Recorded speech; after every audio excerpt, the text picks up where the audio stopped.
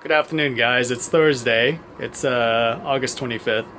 Uh, Back at another vlog. I was intending to do one yesterday. I mean, that's the purpose of a vlog, is to do one daily. But I was just so dead tired yesterday that I got home, did the chores I had to at home, and then just went straight to bed. But today is much better, so here we go. So the topic today is, I'm titling it College Textbook Conspiracy.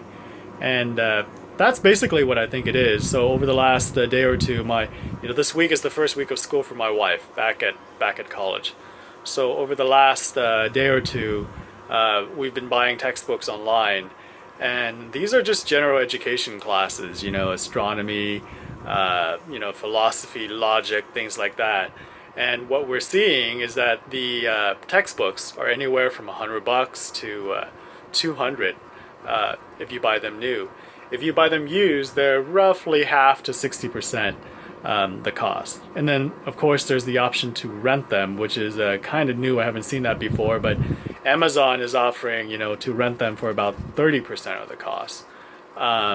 Maybe less, now that I'm thinking about it. So, $25 for a textbook that's about $110. So, maybe a little bit less than 25%, but right around there.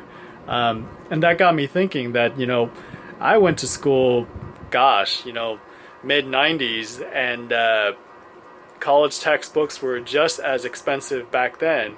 And I'm sure it's a shock to no one that's going to college right now, but it's one of those where if you haven't seen it for a while, you kind of look back, look at it again, you kind of go, holy cow, why is it so crazy? Especially in this day and age with the internet and so much information out there, even open textbooks, where this is a initiative by a group that puts out textbooks for the general education classes, math, science, things like that. We're not talking super technical, specialized topics or anything. This is your basic algebra or logic or what have you. So it's just kind of ridiculous that the books cost so much. And I feel like it is a conspiracy between, the publishers for sure, the colleges, and even the professors. But to be fair, maybe professors don't have as much say in the textbook that they have to use. It could be coming from the department or the chair or even the college itself. Or they're just being lazy and they're using whatever, their peers are using without really thinking about, how expensive is this textbook for my students? At the same time, we're all concerned about rising costs of higher education. So it seems kind of crazy. And in some of these classes, it's not just the books, but teachers are assigning classes and assignments as part of, some online lab. I mean, Pearson is like the worst offender here. They'll sell you a textbook for like $125. Then they want you to buy this code to access their online lab version for another, $25 to $35, which is just ridiculous because the quality of some of these things are horrendous. You go in there and the questions to assignments or tests are very poorly written, and you really can look at them and kind of like, give an answer either way, because it's kind of vague, especially for social sciences or things like that. But even when it's a topic, and I've been kind of looking at some of these assignments that my wife does, even for some topics where you would think it's black or white, it's a number, the answer doesn't make sense. There was a question that was asking essentially what is, 2/3 of something else. And the problem is they don't tell you what they're using for 2/3. Is it actually 2 divided by 3? Is it 0.66 or 0.67? Because depending on what you use on a big number, the answer is completely different.